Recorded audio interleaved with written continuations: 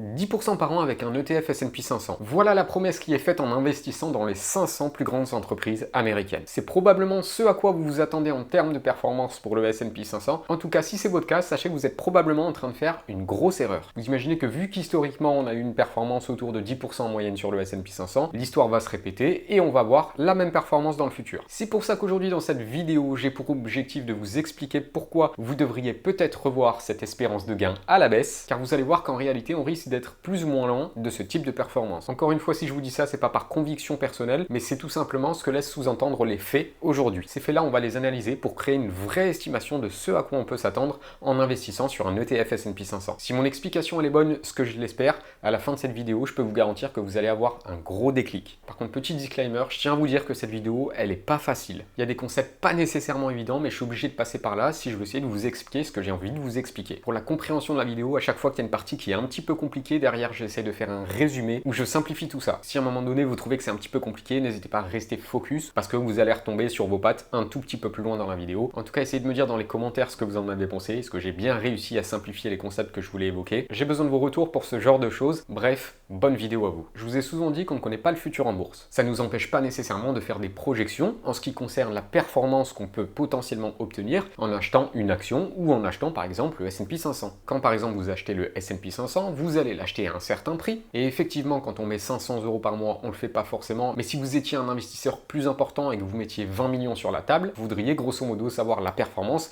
à laquelle vous pouvez prétendre en investissant. Et je peux vous dire qu'en finance, ce sujet-là, c'est clairement pas un sujet secondaire. Il faut qu'on arrive à prédire le plus précisément possible la performance qu'on va obtenir en investissant sur un actif. Le problème étant que quand on essaye de faire ça, on est confronté à un problème qui est majeur. La performance obtenue sur un actif, qu'on appelle performance réalisée, est composée de deux choses. Une partie de la performance qu'on appelle la performance anticipée et aussi une partie de la performance qu'on appelle la performance non anticipée. Aujourd'hui, peu importe l'action que vous allez acheter, peu importe l'ETF que vous allez acheter, quand vous allez regarder la performance passée de votre actif, vous allez en réalité regarder le cumul entre une performance qui était anticipée et une performance qui ne l'était pas. Ça veut dire que quand on regarde la performance passée du S&P 500 et qu'on remarque qu'elle était de 10%, ça veut dire qu'on a une partie de ces 10% qui correspond à la partie anticipée de la performance, donc c'est-à-dire la performance qui était anticipée par le marché, et vous avez une autre partie de la performance qui, elle, a été causée par des éléments qui, à la base, n'avaient pas la possibilité d'être anticipés. Je vous ai dit que l'objectif de cette vidéo, c'était de déterminer ce à quoi on pouvait s'attendre en termes de performance en ce qui concerne le S&P 500. Tout l'objet du truc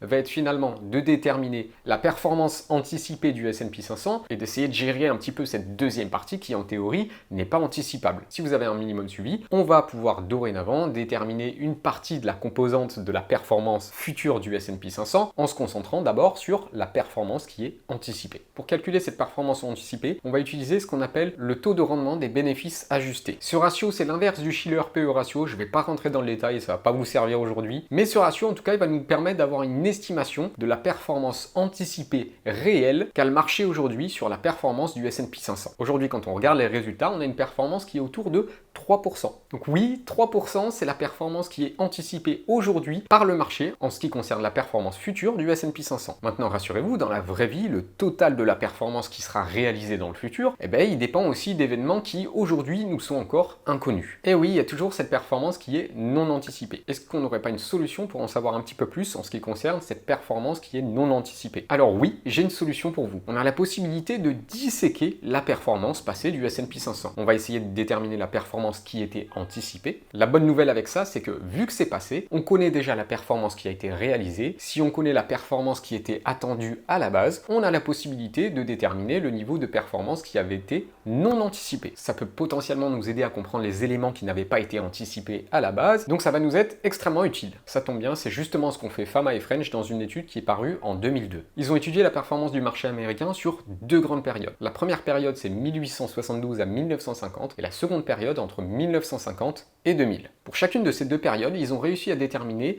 la performance qui avait été anticipée à la base. C'est-à-dire pour chaque période, à quoi est-ce qu'on s'attendait en termes de performance. Le but ensuite, c'était de comparer qu'est-ce qu'on attendait en termes de performance et qu'est-ce qu'on a obtenu en termes de performance. C'est-à-dire de comparer la performance anticipée et la performance qui a été réalisée. Encore une fois, parce que ça nous permet de déterminer la partie de la performance qui, elle, n'avait pas été anticipée. On remarque que sur la première période, donc jusqu'à 1950, ce qui était attendu en termes de performance est relativement proche de ce qui a été obtenu en termes de performance. Ce qui veut dire que la performance non anticipée sur cette période a été extrêmement faible. Par contre, là où ça va commencer à nous intéresser, c'est qu'entre 1950 et 2000, la performance qui était anticipée à la base est beaucoup plus faible que la performance qui a été obtenue au final. Ça veut dire qu'il y a une grosse partie de la performance qui a été causée par cette performance qu'on n'avait pas pu anticiper au départ. Ce qui rend cette étude encore plus pertinente, c'est que la même chose s'est produite entre 2000 et 2024. C'est-à-dire que ça fait 70 ans que vous avez une performance attendue, une performance qui est anticipée à la base, qui est beaucoup plus faible que ce que vous obtenez en réalité. Mais Fama et French, ils ne se sont pas arrêtés là, parce qu'ils ont essayé de comprendre l'élément qui a été notamment à l'origine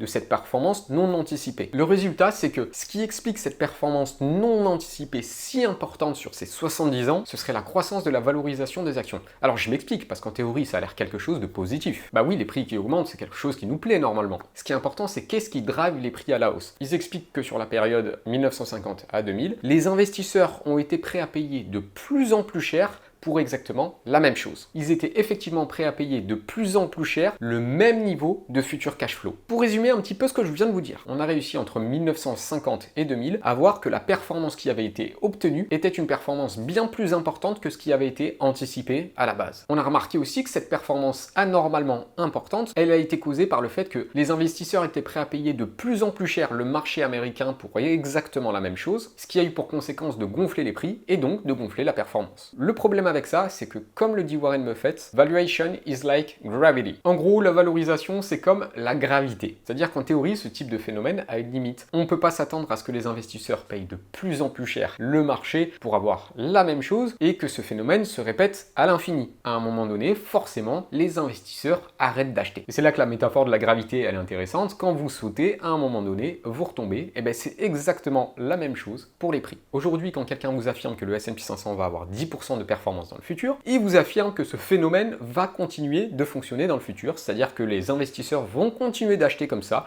de plus en plus cher, à l'infini, la même chose. Je schématise ça d'une autre manière pour que tout le monde puisse comprendre. Aujourd'hui, vous avez un S&P 500 qui a 10% de performance annualisée. Sur ces 10% de performance, on a 5% de performance qui avait pu être anticipée. Et on a 5% de cette performance qui est due à un phénomène qui, on le sait, ne peut structurellement pas fonctionner à l'infini. Vous commencez à comprendre que déjà, les affirmations de 10% dans le futur, bon, c'est compliqué.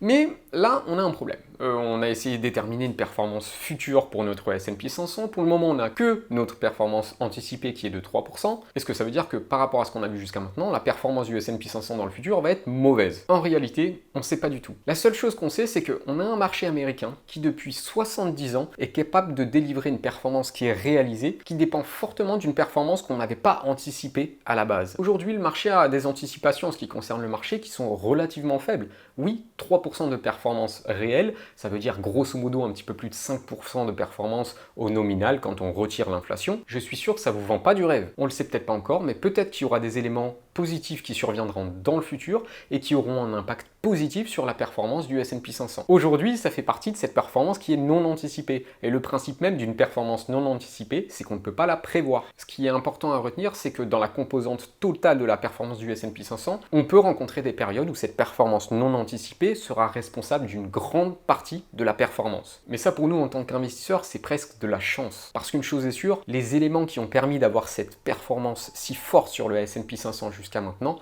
ne pourra pas nécessairement durer. Quand on vous dit qu'en bourse, on ne connaît pas le futur, c'est la vérité. Les personnes qui ont des affirmations en ce qui concerne le futur, en réalité, ils en savent rien du tout. Parce qu'il y a un niveau d'incertitude quand vous êtes investi sur les marchés, quand vous achetez le S&P 500, qui est extrêmement important. Et ça fait partie du jeu. Peut-être qu'à l'avenir, on aura une performance de 5%, peut-être qu'à l'avenir, on aura une performance de 10%, de 15%.